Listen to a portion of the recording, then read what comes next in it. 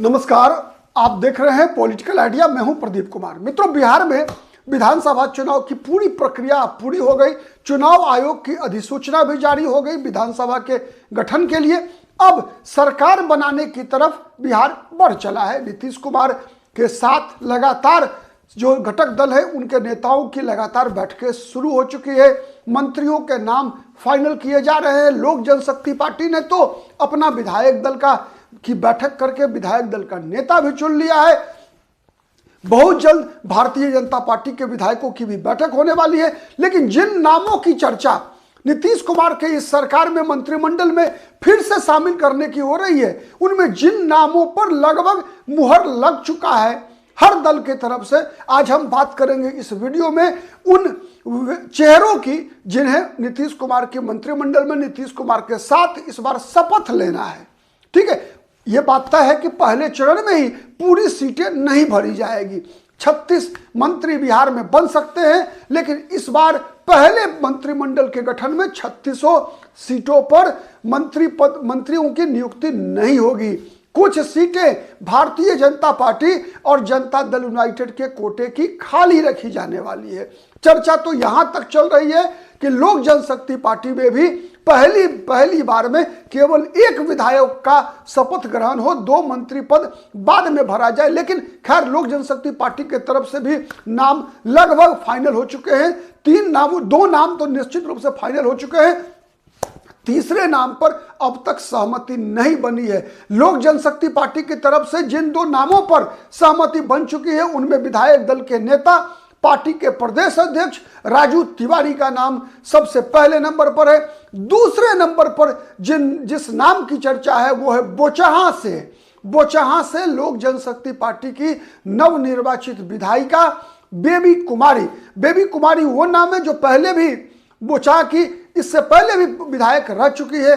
बिहार के बड़े दलित नेता रहे रमई राम को चुनाव में पहली बार में हराकर वो पहली बार विधायक बनी थी। ठीक है, तो वो उनका नाम है। इसके अलावा उपेंद्र कुशवाहा की पार्टी से उपेंद्र कुशवाहा की पत्नी स्नेहलता कुशवाहा का मंत्री बनना तय है। उसी प्रकार से जीतन राम मांझी की पार्टी से जीतन राम मांझी के पुत्र संतोष कुमार सुमन, जो कि वर्तमान सरकार में भी मंत्री हैं, उनका भी मंत्री पद पर पुनर्मनोनयन तय है। ठीक है, तो इस प्रकार से 5 नाम, 3 जाएंगे लोक जनशक्ति पार्टी रामविलास पासवान के कोटे में, एक मंत्री पद उपेंद्र कुशवाहा की पार्टी, एक जीतन राम मांझी की पार्टी, 5। अब बचते हैं 31। 15 विधायक मंत्री बनेंगे। दोनों दल से नीतीश कुमार मुख्यमंत्री रहेंगे, लगभग तय है। अब जिन 15 नामों की चर्चा है, यह बात तय है कि कुछ नाम इसमें से संभावना इस बात की व्यक्त की जा रही है कि तत्काल 12 मंत्री पद जदयू और भारतीय जनता पार्टी के हिस्से में जाने वाली है और 3 पद को खाली रखा जाएगा। ये एक स्ट्रैटेजी भी होता है और फिर भविष्य के लिए भी कई संकेत इसके होते हैं, जिस पर ध्यान दोनों दलों का है, बीजेपी का भी है और जदयू का भी है। लेकिन प्राइमा फेसी प्रथम दृष्टया जिन व्यक्तियों का मंत्री बनना तय है, उनमें जदयू की तरफ से कोई बहुत बड़ा परिवर्तन नहीं होने जा रहा है, लेकिन बीजेपी की तरफ से कुछ नए प्रयोग होने की संभावना बलवती बन चुकी है। जनता दल यूनाइटेड, आपको पता है नीतीश कुमार बहुत अधिक प्रयोग नहीं करते। नीतीश कुमार के फिक्स्ड कुछ चेहरे होते हैं। हाँ, 1 मंत्री पद पर नीतीश कुमार भी प्रयोग करते हैं, लेकिन अधिकतर चेहरे वही चेहरे होते हैं। विजय चौधरी, पता है जब से नीतीश कुमार के साथ विजय चौधरी का आना हुआ, तब से पहली बार विजय चौधरी जनता दल यूनाइटेड के प्रदेश अध्यक्ष थे। उसके बाद जब वो प्रदेश अध्यक्ष नहीं रहे, तब से मंत्री पद पर लगातार बरकरार है विजय चौधरी। शिक्षा मंत्री रहे, जल संसाधन मंत्री रहे, कई विभाग संभाल चुके हैं विजय कुमार चौधरी। सरायरंजन से इस बार भी जीत कर आए हैं। विजेंद्र प्रसाद यादव, कोई डाउट नहीं है, जब से नीतीश कुमार मुख्यमंत्री बने हैं तब से विजेंद्र प्रसाद यादव मंत्री रहे हैं बिहार में। और ऊर्जा मंत्रालय लगता है जैसे इनके लिए फिक्स रहा है। ऊर्जा मंत्री के रूप में विजेंद्र प्रसाद यादव का नाम लगभग तय रहता है हर सरकार में, चाहे सरकार नीतीश कुमार ने आरजेडी के साथ रहकर चलाई हो, चाहे सरकार बीजेपी के साथ रहकर चलाई हो, विजेंद्र बाबू का नाम दाएं से बाएं नहीं हुआ है। हर वक्त रहे श्रवण कुमार, नीतीश कुमार के सजातीय, नालंदा के विधायक, इस बार भी जीत कर आए हैं। नीतीश कुमार की परछाई है ये श्रवण कुमार, इनका नीतीश कुमार से दूर रहना संभव ही नहीं है। अशोक चौधरी पासी समाज से आते हैं, दलित समाज से आते हैं, ठीक है, बड़े नेता हैं, कांग्रेस पार्टी में प्रदेश अध्यक्ष रह चुके हैं। उससे पहले उनके पिता महावीर चौधरी बिहार के बड़े नेता रहे हैं, दलित समाज के, पासी समाज के। उनके पुत्री सांसद हैं लोक जनशक्ति पार्टी से, समस्तीपुर सुरक्षित लोकसभा सीट से, तो इनका भी मंत्री पद तय है। तो एक सवर्ण हो गए विजय कुमार चौधरी, पिछड़े वर्ग से यादव जाति से विजेंद्र प्रसाद यादव हो गए, दलित समाज से अशोक चौधरी हो गए, कुर्मी जाति के श्रवण कुमार हो गए। उसके बाद अति पिछड़ा समाज से मदन सहनी बहादुरपुर से फिर जीत कर आए, उनका मंत्री बनना तय है। साथ ही मंत्री बनना तय है श्याम रजक का।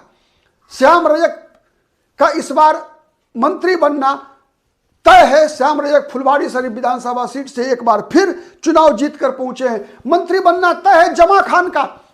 पूरे एनडीए में 202 विधायकों की जो संख्या है उसमें एकमात्र अल्पसंख्यक मंत्री के रूप में है जमा खान। इनका मंत्री पद तय है, 100% तय है। लेसी सिंह धमदाहा से एक बार फिर चुनाव जीत कर पहुंची है। उनके खिलाफ आरजेडी ने एक प्रयोग किया था। संतोष कुशवाहा जो जदयू के ही पूर्णिया के सांसद थे, उनको तोड़कर उनके ही खिलाफ लेसी सिंह के खिलाफ खड़ा किया था। लेसी सिंह इस कठिन लड़ाई को जीत कर आई है और नीतीश कुमार की काफी, आप कह सकते हैं, विश्वस्त मंत्री के रूप में, खाद्य नागरिक आपूर्ति मंत्री के रूप में लगातार इस सरकार में रही हैं। और इन्हीं के खिलाफ आक्रोश व्यक्त करते हुए बीमा भारती ने जदयू को अलविदा कहा था। तो लेसी सिंह का मंत्री बनना तय है, मदन सहनी का मंत्री बनना तय है, जमा खान का मंत्री बनना तय है, अशोक चौधरी का मंत्री बनना तय है, श्रवण कुमार का मंत्री बनना तय है, विजय चौधरी का मंत्री बनना तय है, विजेंद्र बाबू का मंत्री बनना तय है। इसके अलावा जदयू के इस बार प्रदेश अध्यक्ष उमेश कुशवाहा पिछली बार चुनाव हार गए थे, महनार विधानसभा सीट से जीत कर आए हैं। रविंद्र सिंह आरजेडी के उम्मीदवार को जीत कर हरा कर आए हैं। पिछली बार ये बाहुबली रामा सिंह की पत्नी बीना देवी से महनार विधानसभा सीट पर चुनाव हार गए थे।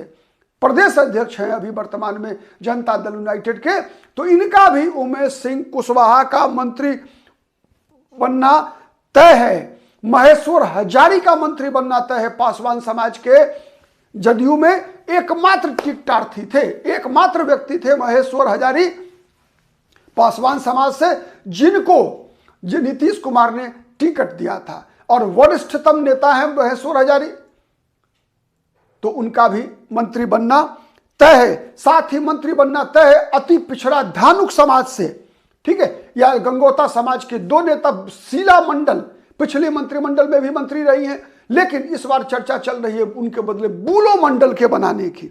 बूलो मंडल, ठीक है, जो कि शैलेश कुमार उर्फ बूलो मंडल, जो कि गोपाल मंडल वाला सीट, आपको याद होगा गोपालपुर विधानसभा सीट भागलपुर से चुनाव जीत कर आए हैं। गोपाल मंडल को टिकट इस बार जनता दल यूनाइटेड नहीं दिया था, उनके बदले में शैलेश कुमार उर्फ बूलो मंडल को टिकट मिला है और वो चुनाव जीत कर आए हैं। साथ ही भगवान सिंह कुशवाहा समाज के नेता हैं, तो भगवान सिंह कुशवाहा जगदीशपुर विधानसभा सीट से चुनाव जीत कर आए।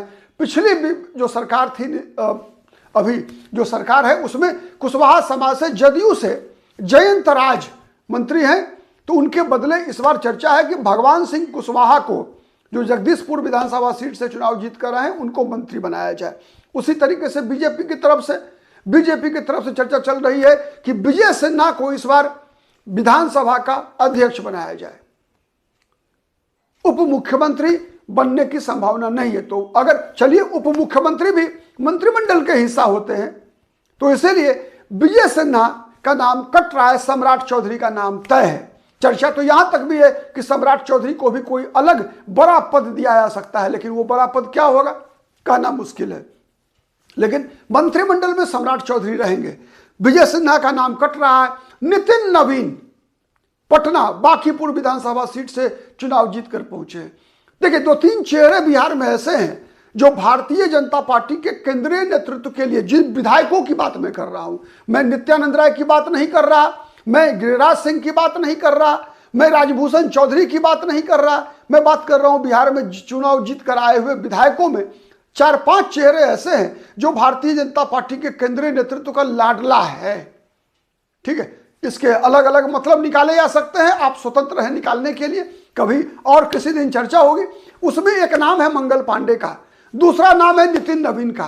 तो ये जो चेहरे हैं जो बिहार के बाहर जितने जगह आप देखेंगे चुनाव अलग अलग राज्यों में होता है, अलग अलग राज्यों में चुनाव प्रभारी बनाकर मंगल पांडे को, नितिन नवीन को, ये 2 चेहरे ऐसे हैं बिहार में, संजीव चौरसिया को, ऐसे लोगों को बिहार के बाहर भी चुनाव जब कभी भी बीजेपी लड़ रही होती है, तो बीजेपी तो चुनाव मशीन है, कैसे चुनाव लड़ती है आपको पता है।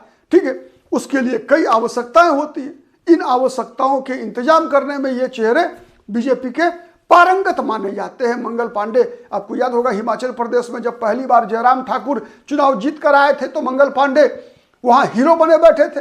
ठीक है, पश्चिम बंगाल में चुनाव अभियान का कई बार बीजेपी का एक तरह से चुनाव प्रभारी रहे हैं। नितिन नवीन भी छत्तीसगढ़ में बीजेपी की जब सरकार बनी है इस बार, तो कहा जा रहा था संगठन प्रभारी थे नितिन नवीन। तो ऐसे ये चेहरे हैं जिनका मंत्रिमंडल से बाहर रहना लगता है मुश्किल है। संजीव चौरसिया इसलिए बाहर रह जाते हैं क्योंकि पटना से सभी धाकर नेता बीजेपी के आते हैं, नितिन नवीन भी आते हैं, नंदकिशोर यादव भी आते थे। इस बार नंदकिशोर यादव को टिकट नहीं मिला है, चुनाव जीतकर नहीं आए हैं। चर्चा ऐसी चल रही है कि नंदकिशोर यादव को किसी राज्य का राज्यपाल बनाया जा सकता है आने वाले दिनों में। ठीक है, तो सम्राट चौधरी, नितिन नवीन, मंगल पांडे, ये नाम तय है। इसके अलावा नाम तय है रामकृपाल यादव का, दानापुर से चुनाव जीते हैं, लोकसभा चुनाव लड़ते रहे थे, विधायक पहली बार बने हैं। तो रामकृपाल यादव भारतीय जनता पार्टी में यादव जाति का प्रतिनिधित्व करेंगे। सम्राट चौधरी पिछड़ा वर्ग से, नितिन नवीन कास्थ, मंगल पांडे ब्राह्मण समाज से, रजनीश कुमार भूमिहार जाति से। रजनीश कुमार इस बार आपको विजय सिन्हा के बदले बीजेपी में का सरकार में प्रतिनिधित्व करते दिखे तो आप आश्चर्य मत व्यक्त कीजिएगा। साथ ही सम्राट चौधरी के साथ एक और कुशवाहा नेता जो इस मंत्रिमंडल में दिखेगा वो नाम है सुनील कुशवाहा, बिहार शरीफ विधानसभा सीट से चुनाव जीत कर आने वाले। साथ ही इसमें दिख सकते हैं, दिखेंगे आपको नीतीश मिश्रा, वर्तमान में उद्योग मंत्री हैं, झंझारपुर से फिर से 50,000 से अधिक मतों से जीत कर आए हैं। ठीक है सॉरी।